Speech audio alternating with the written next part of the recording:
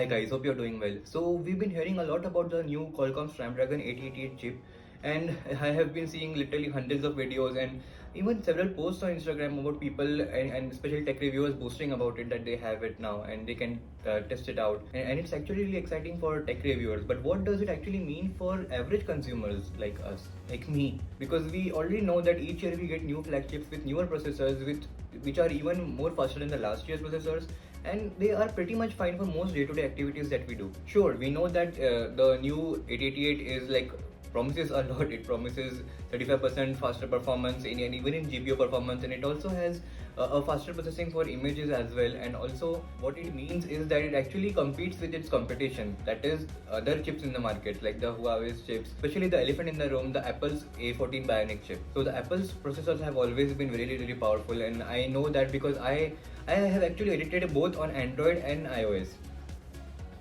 And editing 4K videos on an Apple iPhone, forget about an iPad or forget about a MacBook Pro. Editing 4K videos on an iPhone is so smooth and so easy. Even with multiple layers of effects, it works really fine. Sometimes there are some stutters and lags, but it's fine. It works a lot. But I should also mention that I have also recorded, edited, and with multiple layers 4K videos on this phone as well, which has an Exynos processor 990 SoC, which is considered to be a huge disappointment of 2020. But still, I have edited a lot of videos on this phone, and sure, I did face some hiccups, but I was able to get my job done, and I was able to put high quality videos out there with multiple layers, with multiple B-rolls as well, and also some heavy color grading. I was able to do that, and not to forget that it can record 8K. That SoC can still handle 8K, and even though it's not perfect, it's just fine. So what I mean to say that what it all boils down to is that for an average consumer who does not do heavy tasks like heavy gaming or heavy video editing and stuff, a huge boost in performance would not matter that much. But no, that's not the entire case. Actually, the thing is, see, we all take photos, so that image processing will actually help a lot.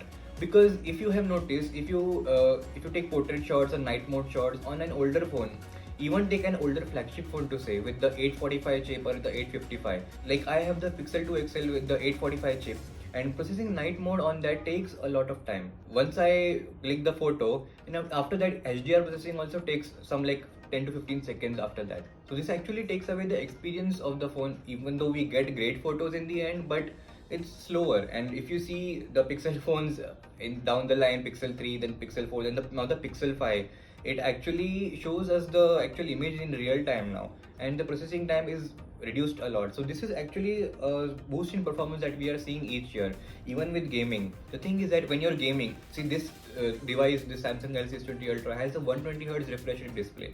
But if you actually see the statistics, the games don't run on that FPS. They actually run in 30 FPS or at the most 40 FPS. They don't even go to 60 FPS. But if you do that on an iPhone, if you are gaming on an iPhone, you can actually see the statistics and see that the game is actually going up to 60 FPS.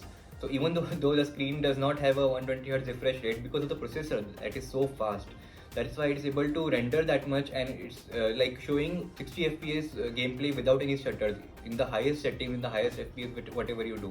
So that's actually a difference in the experience that you're getting with your phone, and that is why the processor matters a lot. So up until now, the Android competition, even the Snapdragon competition, forget about the other Android chips, it was not up to the A14 or the Apple's processing standards. It was not up to that mark as of yet, except the 865 Plus in the Note 20 Ultra, which was actually amazing, I would say. It did live up to the mark, and actually was more justified than even the 865. The 865 Plus did give a significant boost in performance and even in graphics as well. So I think what this 888 means is that will be a much of a lesser gap between the Android Snapdragon chips and the Apple's A14 Bionic chip. So going down the line, and you don't have to wait so much for the statistics as well. I mean, even in the year end, we would be getting the Xiaomi Mi 11, which will be the first phone to house that 888 chip. But I think this is a good direction in which Android flagships are going, because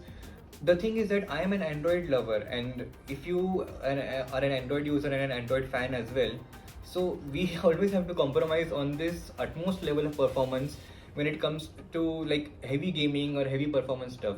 Android phones do it really well, but we are always left behind when it comes to the Apple's iPhones, because iPhone's performance have always been like much ahead of the Android competition, but now the gap will be much lesser than expected. Even with the 865, yes, the statistics did say that 865 plus did beat the Apple's A14, and it would have, but with the 888, I think the Snapdragon's performance would be on a different league of its own. So I think you would no longer have to just choose an iPhone for its best performance. You can even go to the Android route, and of course the statistics will portray it better, and we will able to compare and see the results well.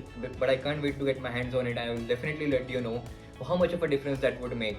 But I hope this video helped you guys, because this video is especially to all those Android users who have been really waiting to get a significant boost in performance, and also in the gaming, and also in the image processing performance. And yes, not to forget that the Snapdragon's 5G modem, it's Snapdragon houses that everything in its own chipset, so that coupling is tightly there. So the interaction with the 5G modem is much faster, even compared to an iPhone, because the A14 does not have that 5G modem. It has to rely on an external Qualcomm modem for that. So we would be able to see a significant boost in the network performance as well. So guys, what do you think about the new 888 chip, and would you still prefer, like, even after seeing all those videos, and even after knowing the capability of the 888, would you still prefer the going for the Apple's chips, or would you consider switching to the Android route once that 888 is out? Thanks for watching this video. I'll catch you in the next one. Peace.